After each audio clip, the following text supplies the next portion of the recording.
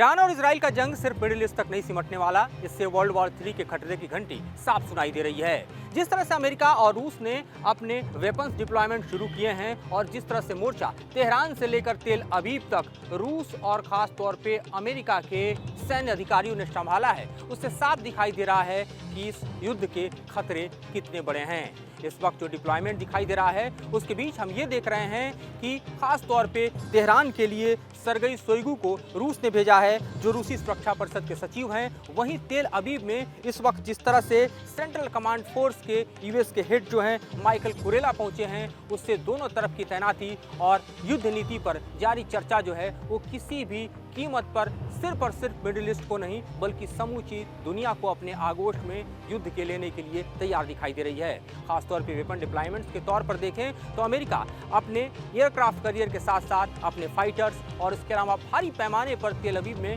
मिसाइलों का जखीरा खड़ा कर रहा है और यूएस सप्लाई चेन जो है वो तेल अवीव में सीधे तौर पर दिखाई दे रही है। दूसरी तरफ आप तेहरान में देखिए तो इस वक्त जिस तरह से वहां भी रूस ने अपने मिसाइल का जखीरा और उसके अलावा इलेक्ट्रॉनिक वॉरफेयर के सिस्टम के साथ साथ S-400 की जो डिमांड इस वक्त जो है तेहरान से मॉस्को को जा रही है, वो बतलाने के लिए काफ़ी है कि बेहतरीन एयर डिफेंस सिस्टम दुनिया का जो S-400 माना जाता है उसको भी दरअसल अपनी ज़मीन पर ईरान तैनात कर अमेरिका और इजराइल से खतरे मोल लेने में कोई कसर नहीं छोड़ना चाहता। ये युद्ध ऐसा होगा जो कि पहले कभी नहीं देखा गया होगा, इसलिए क्योंकि अभी तक जिस तरह से इलेक्ट्रॉनिक वॉरफेयर के सिस्टम और ख़ास तौर पर आप देखिए तो missile, frigate, aircraft carrier, fighters और इसके अलावा लैंड बॉर्डर से लेकर एयर स्पेस तक का वॉर देखा गया है, उसमें इस तरह के हथियारों का प्रयोग पहले कभी नहीं हुआ। ना ही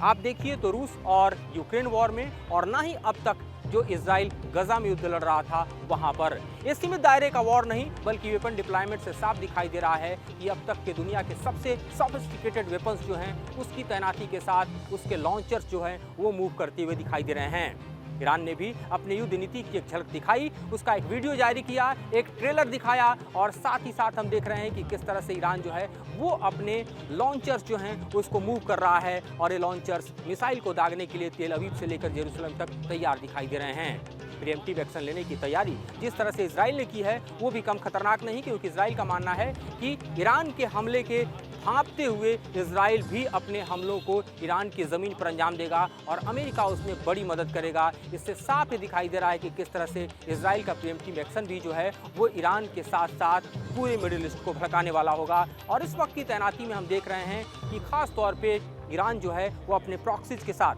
यानी एक तरफ लेबनान की ज़मीन से हिजबुल्लाह, दूसरी तरफ आप यमन की ज़मीन से हूती को देखिए, तीसरी तरफ आप इराक की ज़मीन से कातिब हिजबुल्लाह को देखिए और इसके अलावा ख़ास तौर पे आप देखिए तो इस वक्त ईरान ने न सिर्फ इराक, न सिर्फ यमन, न सिर्फ लेबनान बल्कि इसके अलावा खास तौर पर हम देख रहे हैं कि सीरिया की ज़मीन का भी इस्तेमाल करना शुरू कर दिया है, जो कि इजराइल को पूरी तरह से घेरने और ऑल आउट वॉर को अंजाम देने के लिए मुफीद दिखाई दे रहा है। इसीलिए आप यूँ समझिए कि अमेरिका ने न सिर्फ इजराइल के साथ एक बॉन्डिंग की बल्कि इसके अलावा हथियारों के तमाम ज़खीरे को भेजना शुरू कर दिया ताकि ईरान के ऊपर जो है वो डिटेरेंट को क्रिएट किया जाए। लेकिन ईरान मानने को तैयार नहीं, क्योंकि सवाल ईरान के उस हम कहें कि रसूख का है, सवाल ईरान के उस इकबाल का है जिसको इजराइल ने चैलेंज किया, जिसके कारण हमने देखा कि जिस दिन पेजेस्कियान राष्ट्रपति पद की शपथ ले रहे थे उसी दिन तेहरान की ज़मीन पर इजराइल की तमाम सुरक्षा व्यवस्था को तार तार करते हुए उसके प्रमुख गेस्ट में से एक इस्माइल हानिया को मार गिराया गया और तब से ईरान बौखलाया हुआ है। इस बौखलाहट का अंजाम ही दरअसल इस युद्ध का परिणाम देखा जा सकता है, जिसकी संपूर्ण तैयारी हो चुकी है। इसके अलावा अगर इस वक्त आप देखें तो जॉर्डन की ज़मीन पर भी भारी पैमाने पर एयर डिफेंस सिस्टम की तैनाती की जा रही है।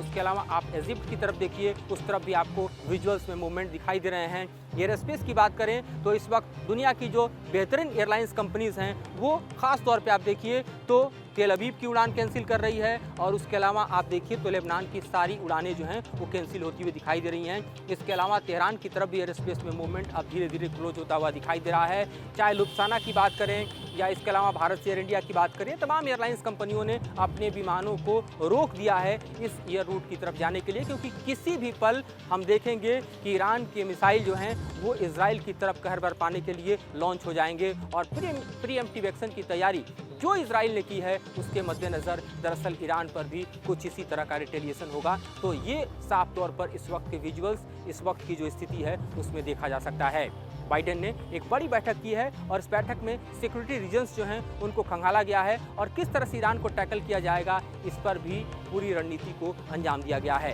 दूसरी तरफ मॉस्को में जो बैठक चल रही है उसके बाद ही हमने देखा कि किस तरह से रूस ने